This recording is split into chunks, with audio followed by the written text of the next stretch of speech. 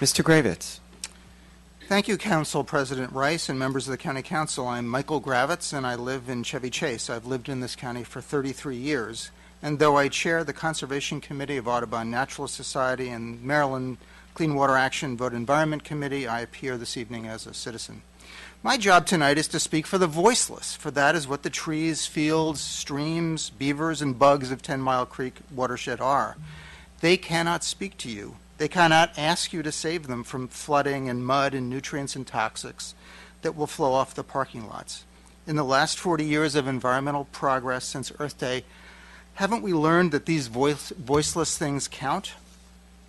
My other job is to talk about the politics of this issue and tell you how I think voters and challengers will see your vote in the coming primary season. Some of you know me as a straight shooter and a plain talker from the Silver Spring redevelopment fight, so please use that as a context for my comments. I believe that if you don't preserve the 10 Mile Creek watershed, the scenario will go something like this. The environmental community will tell voters that you approved not one, not two, but 3 huge development projects that will pollute the headwaters of their backup drinking water supply, and that you decided to ignore most of the scientific evidence to the contrary, including warnings from the WSSC. We will say that you rolled the dice on our drinking water. In your defense, you will say you relied on developers to live up to their promises about building quality stormwater controls, that the stormwater techniques will work perfectly, just like the developers' consultants said they would, that we won't really need Little Seneca water very often anyway, and that the harmful algal blooms fed by suburban runoff that closed Lake Needwood this summer won't bloom in Seneca Reservoir, spreading their toxins. By the way, Little Seneca is already affected by existing development, and drinking water plants don't remove those toxins from raw water very effectively.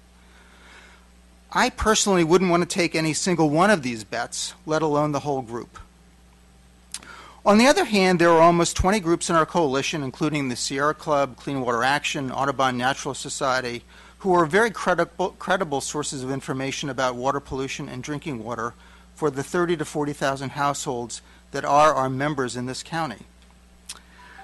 I can't tell you what to do, but I can tell you what our coalition will do. We will remind our members that the likely impact of your vote is not a good one for the creek, and that your decision is the litmus test of environmental stewardship in this election cycle. Ultimately, 10 Mile Creek and the reservoir will either be saved or destroyed by you and no one else.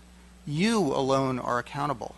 Accountability is what elections and fair politics are all about. Thank you very much. Thank you very much, Mr. Gravitz.